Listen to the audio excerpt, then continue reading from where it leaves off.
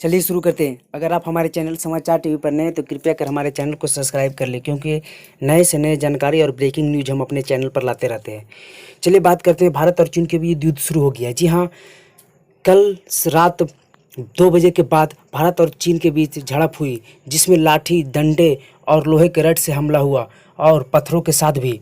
भारत चीन के बीच यह हमला इतना खतरनाक था। हालांकि ऐसे हमले होते ही रहते थे, लेकिन इस बार बहुत ही ज़बरदस्त हमला हुआ और भारत के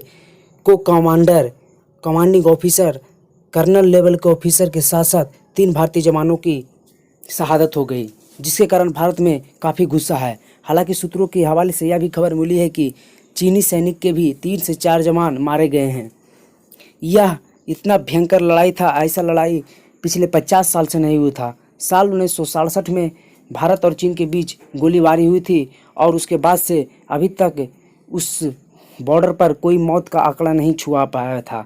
हालांकि भारत पाकिस्तान के बीच हमेशा गोलीबारी होती रहती है, लेकिन भारत चीन के बीच ऐसा कभी नहीं हुआ था।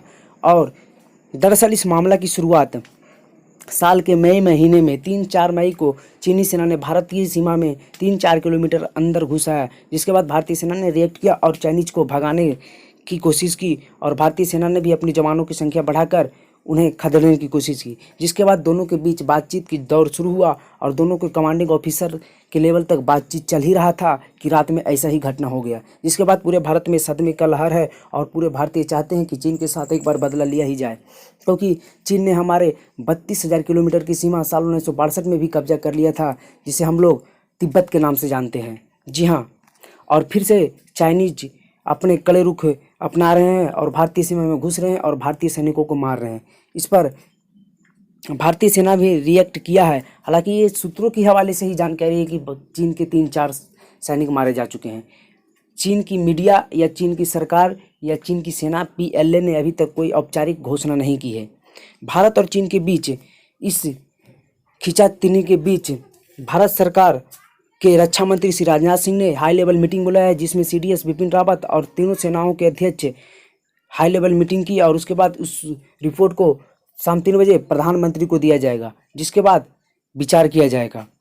भारत ने दरअसल इस मामले की शुरुआत हुई थी किस कारण से, जब भारतीय सीमा में भारतीय सरकार ने सड़क निर्माण करवा रहा था, क्योंकि चाइनीज ने अपने इलाके में LAC के उस पार सभी जगह सड़क निर्माण करवा ली है। इसी कारण भारत ने भी करवाए थे।